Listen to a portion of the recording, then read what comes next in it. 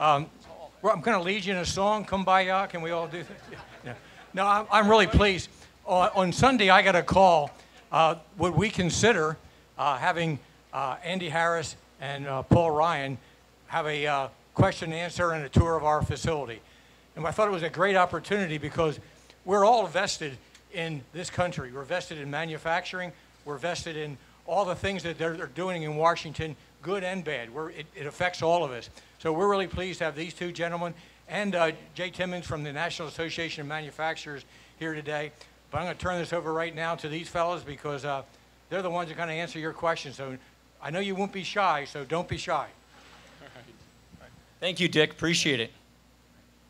Yeah, thank you. Thank you all thank you, Dick, for having us out again. Last time I was here was about 4 years ago, and I'll tell you, some of this machinery wasn't here, but that's the story of American business. I mean, the fact of the matter is we've got to keep on moving because if we don't, our competitors will. And it's great to be in just a first-rate company that's absolutely globally competitive. And I think what the speaker's going to talk to you about today and answer some questions from you is how we keep America competitive. How do we get those jobs back into the country that have left? How do we keep jobs like this in this country? And the bottom line is we've come to imagine there are two things that most businesses worry about, and I'm sure this business, like others, is regulations, make sure the regulatory environment is good, make sure our tax rates are competitive. The fact of the matter is, the speaker, I'm sure, will mention our tax rates are just simply not competitive in the world. So manufacturers of products like these, if they want to manufacture it, they'll go to another country. They'll do it in a heartbeat. We know that. We've watched it on TV. So it's incredibly important. We just came from Washington. We just cast votes today on the budget for next year, which includes the blueprint for the tax reform that's going to come later in the year. That's going to be the second step that the president needs. On the regulatory side, we're going to provide on the tax side, and we're going to grow this economy because that's what we need to do. So it's my pleasure to introduce the Speaker of the House, Mr. Paul Ryan from Wisconsin. Thanks, Andy. Appreciate it. First of all, I want to thank your Congressman Andy Harris for being a leader on just not only this, but on other issues like health care. He's also a doctor, and he's a very effective member of Congress. Driving through over here, other than the ocean, it looks like Wisconsin, at least where I come from. We have corn, beans, and cows where I come from, and manufacturing. You have corn, beans, chickens, and manufacturing, and ocean. So other than that, we come from a very similar area. Look, the reason we're here, and I want to thank Dick. Dick, thank you so much for inviting us here today. I really appreciate the opportunity to be here. The reason we're here is because we want our country to prosper. We want our people to prosper. And we now, like it or not, live in a 21st century global economy. And because we live in a global economy, we face global competition. And we need to be ahead of the global competition if we want to prosper. We need to be ahead of the global competition if we want to have good jobs with good futures that pay us well, that give us good paychecks, better take-home pay. This is what we're trying to achieve. So let me just walk you through the story of America today. This business right here, a very successful manufacturing business. This business, Dixon, which was founded by Dick's grandfather, then Dick's dad, now Dick and his kids and all of you are making this a successful business, but you've got a lot of headwinds you're running into. Number one, some of your biggest competitors are in China. So it's not much of a stretch of the imagination. These products, these valves that are being made here, these couplings, the Chinese make them as well. And in this global economy, you've got to be competitive. Well, where we're really uncompetitive is our tax system. The Chinese tax their businesses no higher than 25%. This business is taxed at 36%. That's your effective rate. It could be even over 40%. You throw on the Maryland income tax on that, and this business is taxed way over 40%. So when we tax ourselves, especially our manufacturing jobs and businesses, at much, much higher tax rates than our foreign competitors tax theirs, it's really hard to compete. And so that's the story of America. Businesses in America are taxed between like 35 and as high as 44.6%. The average tax rate on businesses in the world that we compete with, 22.5%. You know, overseas, which where I come from means Lake Superior, The Canadians tax all of their businesses at 15%. The Irish are at 12.5%. The English are at 18%. And so this is a challenge because the last time we reformed our tax system, I was working the quarter grill at McDonald's and I got my driver's license that year. It was 1986. And the problem is, since we reformed our tax system in 1986, before we had this 21st century global economy, the rest of the world reformed their tax systems. And as a result, we are put at a huge disadvantage. So let's just take another example. That robot over there, which is a, what's the brand of the robot? Xanax, right, and the Mazak over here. $1 million for that, right? That CNC machine over there, 700 grand, right? It takes them years to write that off. It takes them years to be able to cash flow buying that equipment. What we're saying for tax reform, get these tax rates down so they're globally competitive. Get the tax rates down on this business to no higher than 25%. Number one. Number two, if we buy more equipment, like these CNC machines, like these robots, that means we're going to hire more people to run this equipment. So encourage companies to do that. So if you, in this tax reform, buy that machine, you can write it off immediately in the year in which it takes place so that you do it. Those are two things that we're going to do in this tax reform bill, which is get the rates down so we're on par with the rest of the world and encourage businesses to invest in their businesses in America. We have a tax system right now that basically is telling American businesses, don't make things here and don't stay here. This is crazy. And then if you're as successful as Dixon is, and you succeed in selling something overseas, selling products overseas to another country, America is the only country that does this in the industrialized world. If you want to bring your money back and then reinvest it in this country, you got to pay a huge tax to do that. No other country does that. So again, if we're competing in the global world and other competitors of ours are selling things in other foreign markets, they get to take that profit back right away, reinvest it in their country, in their business. Doesn't work like that here. This is messed up, and we got to fix it. We know that if we get our tax code fixed, if we make America more competitive, we will have more jobs. We will keep the ones we've got, we will build more, but more importantly, we'll be more prosperous, we'll make more money, and there we can have higher wage growth. We can have higher living standards. We can be more productive. There's one more point I want to say, and that is, how many of you hate... Okay, he seems to like it. I don't know what... He must be the accountant here. No, just kidding. You are the accountant. Of course, it's that guy. It's always that guy. So, this thing is so messed up. Basically, the U.S. tax code is full of a bunch of special interest loopholes and breaks that if you're good enough to have an accountant and you can navigate all this crazy maze of write-offs and loopholes, you could probably get a tax break. We just want to clean it up. We just want to simplify the whole thing. Raise people's standard deduction, double them. Make sure we keep good middle income things like incentives for buying a house or donating to charity, saving for your kids' college education, saving for retirement. But just clean up all the loopholes, lower our tax rates, give middle income taxpayers a break, an actual tax cut, and simplify the system so much that we can all just do our taxes on a postcard. Under our plan, 9 out of 10 taxpayers will be able to fill out their taxes on the postcard. So instead of paying somebody to do your taxes or buying costly software to do your taxes or spending days doing your taxes, you can do it in minutes and then go back to your life. That is what real tax reform can deliver. And so by giving middle-income taxpayers a real break on their taxes, by giving businesses a leg up in international competition, we know we can be a more prosperous country. We know we can encourage businesses to stay in this country or come back. We know we can build more, grow more, do more, and that is why we're here for tax reform. That is one of the things we think we owe our fellow countrymen and women. This is something that we're focused on tackling in Congress, and we really believe we can finally get out of the moments where, for the last decade, we've had pretty flat economic growth. The reason our wages haven't gone up so high, the reason our living standards have been kind of flat, is because our economy has been like at 1 to 2%.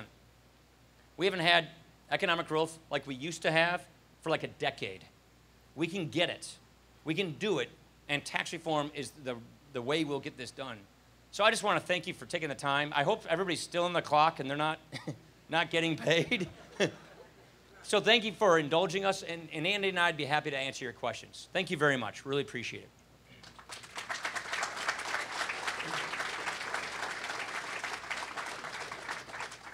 Yeah. Reducing taxes is a great goal. Taxes are driven by cost of government. Is there anything you're going to do to tie the cost of government to your tax plan? Yeah, so the budget that he and I just voted on, 3 hours ago, it proposes to do a whole number of things. Cut and control spending, reform government spending programs, balance the budget, and literally pay down our debt. And there's two things you got to do, which you just said. Taxes is one thing, but there's spending on the other side. We got to fix both. We've got to control our spending so we can balance our budget, but if we want to control our spending and reduce our debt in the future, you need economic growth. We need people working and getting a good job with good wages so they pay taxes so revenue comes into the government to help us fix this fiscal problem that we have. So we need both things, spending discipline, spending reform, and economic growth. When our economy doesn't grow, revenues don't grow. When our economy sheds jobs, people stop working, they go on welfare and unemployment and things like this. We want to get people from welfare to work so they're paying taxes and helping contribute to the revenues so that we can actually get our fiscal house in order. But you're right, spending is a big part of that as well. That's the budget we just passed not 3 hours ago.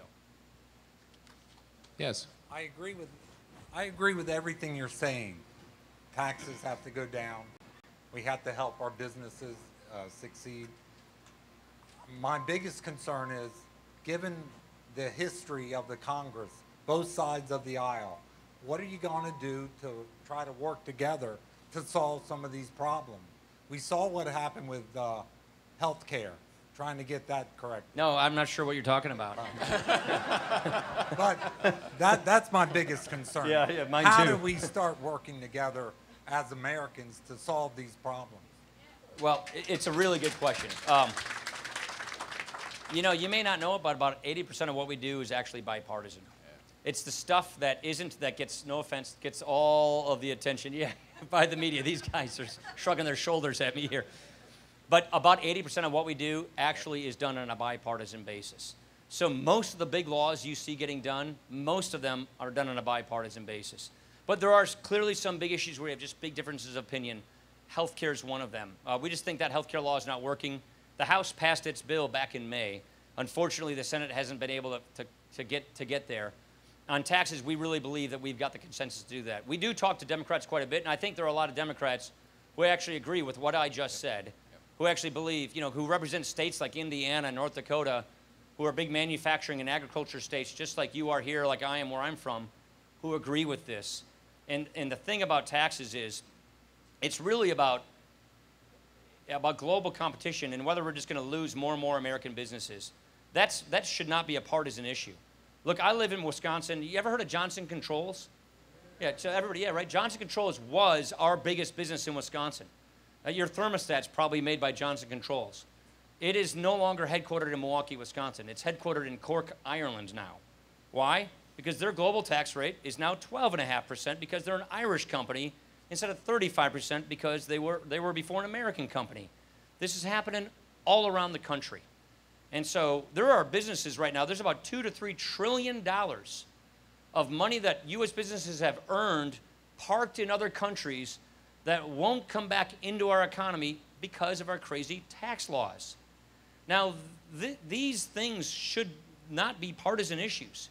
We want to stop pushing businesses away from this country, and we want businesses to bring their money back into this country to invest. And I really believe, on the things I just said, that there is going to be some bipartisan consensus on those things. You want to? Yeah. No, the only thing I'd say is, you know, the observation is you'll hear a lot of discussion about, you know, whether our proposal is, quote, revenue neutral. That is, are you raising taxes on someone to make up for the tax you're lowering somewhere else? Our philosophy is, if you're growing the economy, your tax revenues are going to go up. So we presume, you know, historically for the last 100 years, the average growth in the American economy is 3.1% per year. For the last 10 years, it's been 1.6 or 1.7. That's not our historic. And the estimates of revenue are based on a low average. We think America can work again. We think that companies like this are world leaders because we have the best workers, the best products, the best technology, the best environment for companies to thrive. That's what we want to do. We think we can grow with the economy. We do believe that this is what we need to get the economy going. When the economy is going, believe me, we're going to generate more revenue. And to those of you with children and grandchildren like I have, we have got to deal with the debt we're going to pass down to those generations. I will tell you, I've come to the conclusion, been in Washington 7 years, the answer is yes, you can't do it by controlling spending alone. You can't do it. You get it by going back to our historic rates of growth of the economy, and then our economy spins off the revenues to pay for all the things we expect from government, and in the plan we passed today, to actually begin paying down our debt. Now, it takes 10 years, even with our plan, but we actually have a plan that does it. So we think that this is an important first step. Get our economy going again.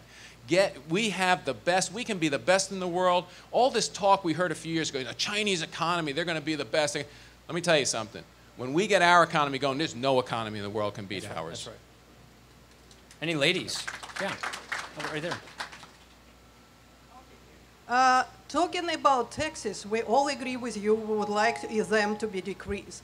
But it's another part of the equations. It's a labor cost, which is overseas is much lower. And another part of it is qualification of labor. And talking about qualifications, talking and connecting it to manufacturing, it's about STEM's program and how you are going to incent this in making incentives to schools, to good teachers, to even parents, because without this growth, we could be behind any other countries. It's not a secret that any Asian country is more productive and more efficient in their knowledge than us.